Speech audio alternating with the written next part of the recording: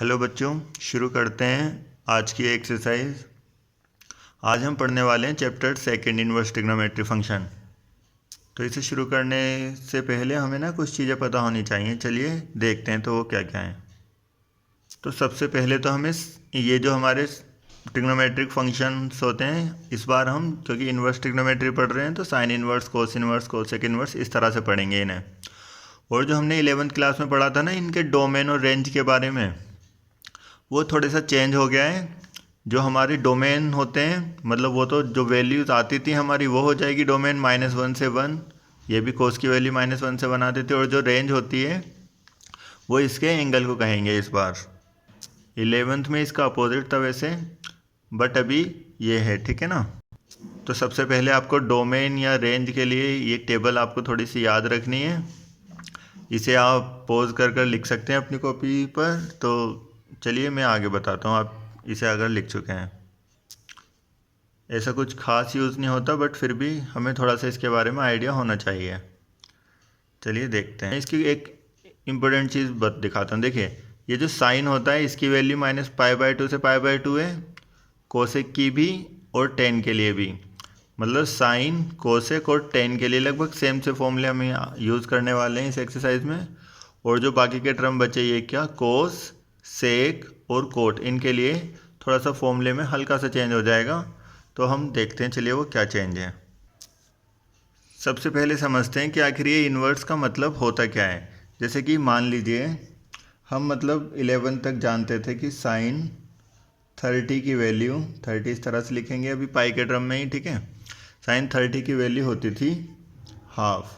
आपको टेबल याद होनी चाहिए, वो जो वैल्यूज़ वाली टेबल है, ठीक। अभी क्या करना होता है, मतलब इस एक्सरसाइज में ये जो हम पढ़ने वाले हैं अभी 12th क्लास की, इस साइन को ये लेफ़्ट साइड में ले आते हैं। जब किसी भी टर्म को हम लेफ़्ट साइड में लिखते हैं तो हमें उसका इन्वर्स करना होता है। ओके, 1/2 की वैल्यू हो जाएगी π/6। तो हम जितने भी टर्म होंगे, मतलब वो इस तरह से नहीं लिखे होंगे साइन π/6, वो इस तरह से होंगे। साइन इन्वर्स होगा और ना उसकी कोई भी वैल्यू दे रखी होगी जिस पर मतलब हम वैल्यू उसकी जानते हैं कि किस एंगल पर थी ये वैल्यू। तो आपको ना वो एंगल बताना होता है इस पूरे चैप्टर में, ठीक है ना। तो क्या बताया मैंने, साइन इन्वर्स लिखा हुआ होगा और उसकी वैल्यू होगी यहाँ ब्रैकेट में एंगल की जगह, और वो वैल्यू किस एंगल पर होती है आपको वो बताना होगा, ठीक। इस तरह से आप इन्वर्स ट्रिग्नोमेट्री को शुरू करेंगे। तो इसके लिए भी इन्होंने थोड़े से फॉर्मूले दे दिए हैं। अगर ये मतलब नेगेटिव वगैरह हो तब किस तरह से लेना है आपको, मैं एक बार लिख देता हूँ यहाँ। तो सबसे पहले तो मैं लिख चुका हूँ यहाँ पर 3 टर्म के लिए कि साइन इन्वर्स, अगर ये माइनस में दे रखा होगा ना ये वैल्यू जो भी होगी, तो आपको क्या करना होता है, ये माइनस बाहर लिख लेंगे साइन के, जैसा कि मैंने लिख दिया है। और कोसेक के लिए भी यही यूज़ कर सकते हैं और टेन के लिए भी।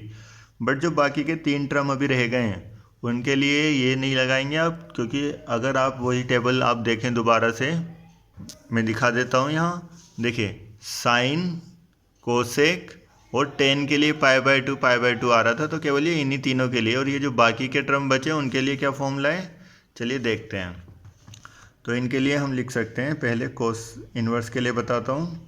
कोस इन्वर्स अगर माइनस में हो, ये मतलब माइनस में इसका ये जो वैल्यू है माइनस में दी हो, आपको लिखना है पहले pi minus cos inverse of x, मतलब पहले पाई लगाना है देन फिर माइनस करेंगे आप। इसी तरह से आप लिखने वाले हैं, सेकंड टर्म हो जाएगा इसका इन्वर्स होता है, ओके, सेक लिख सकते हैं आप। ये भी इसी तरह पाई माइनस सेक, सॉरी ये गलत हो गया, सेक लिखेंगे, sec x, sec inverse of x. इसी तरह से कोट का एंगल अगर माइनस में दिया होगा तो आप इस तरह से लिखेंगे इसे, कोट इन्वर्स एक्स। बट आपको वो सारी वैल्यूज़ याद होनी चाहिए किस एंगल पर कितनी वैल्यू थी, तो आप इसे ईजिली कर पाएंगे, ठीक। और नेगेटिव में अगर वो वैल्यू आती है तो आपको इन फॉर्मूलों का यूज़ करना है। बस यही फॉर्मूले हैं जो आप इस एक्सरसाइज में यूज़ करेंगे। चलिए शुरू करते हैं। तो यहाँ इन्होंने बोला है फाइंड द प्रिंसिपल वैल्यूज़, मतलब इन सभी की वैल्यू बतानी है आपको। लगभग ये 10 क्वेश्चन तक बिल्कुल सेम ही है, ठीक है ना। 10 क्वेश्चनों तक बिल्कुल सेम क्वेश्चन है। तो मैं इसके 2 या 3 पार्ट करा देता हूँ, आप उससे आइडिया लगा सकते हैं।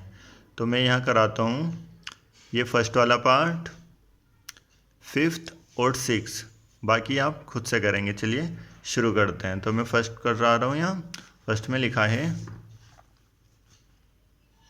यहाँ लिखा था साइन इनवर्स माइनस का 1/2। देखिए साइन इनवर्स माइनस में लिखा है, तो साइन अगर माइनस का होता है तो इसका माइनस सबसे पहले क्या करते हैं, बाहर लिख देते हैं, और उसके बाद इसका एंगल बता देंगे जो भी वैल्यू होती है। तो क्या वैल्यू है इसकी, माइनस का ये वाला माइनस उतारा हमने, और हाफ पर क्या बताई थी, π/6, मतलब 30 पर होती थी ना ये वैल्यू, इसलिए 30 लिख देंगे। और ये क्वेश्चन कंप्लीट हो चुका है, तो इसमें आई थिंक कोई प्रॉब्लम नहीं हुई होगी। अभी आते हैं अपने 5th क्वेश्चन पर। 5th में क्या करना है आपको, यहाँ लिखा है कोस इनवर्स माइनस हाफ। तो सबसे पहले आप माइनस बाहर, ओके पहले कोस के लिए हम फॉर्मूला देखेंगे। देखिए कोस अगर नेगेटिव होता है तो हम लिखते हैं pi minus cos inverse x, तो इसे इसी तरह लिखना है pi minus cos inverse x. X का मतलब क्या था यहाँ, 1/2,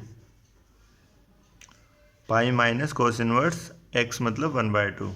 अब कोस की वैल्यू 1/2 कितने एंगल पर होती है हमें याद होना चाहिए, तो ये होती है 60 पर। अब इसका एलसीएम वगैरह लेंगे और सॉल्व कर लेंगे। तो 3 1 3 और ये आ गया 2π/3, ये इसका एंगल है। तो अभी 6 क्वेश्चन और करते हैं। 6 के लिए इन्होंने दिया है tan इनवर्स -1। तो tan के लिए भी यहाँ हम देखेंगे कि नेगेटिव अगर होगा तो माइनस बाहर आ जाएगा, माइनस tan इनवर्स 1। तो वैल्यू इसकी माइनस लिखेंगे सबसे पहले, और 1 वैल्यू होती है tan की π/4 पर। तो ये भी आपका कंप्लीट हो चुका है। तो इसके 3 क्वेश्चन मतलब 10 क्वेश्चन तक आप खुद से करेंगे। आगे देखते हैं 11 क्वेश्चन मैं कराता हूँ इसका। इस बार लिखा है tan inverse 1 cos inverse -1/2 sine inverse -1/2। तो क्वेश्चन हम जैसा कि लिख चुके हैं 11 क्वेश्चन। tan इनवर्स 1 के लिए, क्योंकि ये नेगेटिव तो है नहीं यहाँ, तो डायरेक्ट इसका एंगल बताएंगे कि 1 वैल्यू होती है इसकी π/4 पर। और जब कोस पर नेगेटिव आता है ये एंगल, तो मैंने बताया था आपको लिखना होता है पाई माइनस कोस इनवर्स, और जो एंगल दिया है वही। और अगर साइन पर ये नेगेटिव होता है तो आप माइनस बाहर कर देते हैं, ये हाफ एज इट इज़ रहेगा।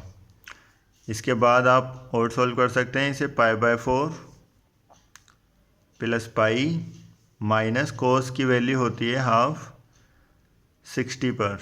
60 को इसे इस तरह लिखेंगे π/3, क्योंकि 180 को 3 से डिवाइड करोगे तो 60।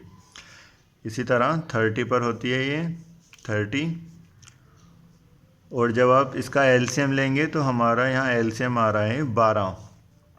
12 के लिए यहाँ आ जाएंगे हमारे 3 पाई प्लस 12 पाई -4 पाई -2 पाई। ओके, पॉजिटिव वाले नंबरों को हम ऐड कर लेंगे और नेगेटिव वाले भी। तो हम इसे माइनस कर कर बता सकते हैं। यहाँ आ रहा है 9π/12। यहाँ भी ये दोनों नंबर 3 से डिवाइड हो रहे हैं, 3 3 9, 3 4 12। ये हमारा आंसर है 3π/4 11th क्वेश्चन का। तो नेक्स्ट क्वेश्चन हम खुद से करेंगे। कोस इनवर्स 1/2, 2 ये मल्टीप्लाई में लिखना है, इनटू ये वाला एंगल, जो भी इसकी ये एंगल पर वैल्यू होती है वो बता सकते हैं आप। देखिए इन्होंने इस बार बोला साइन इनवर्स एक्स की वैल्यू क्या क्या हो सकती है। तो आपको वाई मतलब एंगल पूछा है, साइन इनवर्स के आगे इक्वल में जो भी होता है वो हम एंगल बताते हैं ना, तो हमें एंगल बताना है कि साइन इनवर्स एक्स का एंगल क्या क्या हो सकता है। तो हमें इसकी रेंज को याद रखना था, वो इसी तरह से मतलब यूज़ होती। तो हमारी जो साइन इनवर्स की रेंज थी वो आती है ये -π/2 से π/2, जो कि हम देख सकते हैं ये टेबल में हमें रेंज दी थी साइन की -π/2 से π/2। और ये इक्वल भी मतलब इसे इंक्लूड भी करना है, ठीक है ना। एक्सक्लूड 10 में इसे एक्सक्लूड करेंगे, बट साइन में इसे इंक्लूड भी करना है, याद रखेंगे, ठीक। तो हम कह सकते हैं कि जो हमारा इसका आंसर है ये नहीं है, क्योंकि इन्होंने इंक्लूड नहीं कर रखा है, इक्वल का साइन नहीं है ना, इसलिए ये वाला हमारा इसका आंसर है, ठीक। आप 14 क्वेश्चंस खुद से ट्राई करेंगे और ये एक्सरसाइज आपकी कंप्लीट हो चुकी है। ओके, अगर वीडियो पसंद आई हो तो प्लीज़ लाइक और शेयर करना। अगर अभी तक सब्सक्राइब नहीं किया है आप लोगों ने तो प्लीज़ कर सकते हैं। और भी इसी तरह की वीडियो देखने के लिए। नेक्स्ट एक्सरसाइज की वीडियो में जल्दी बनाकर अपलोड कर दूंगा। ओके, तो मिलते हैं नेक्स्ट वीडियो में। Okay, thank you, bye bye.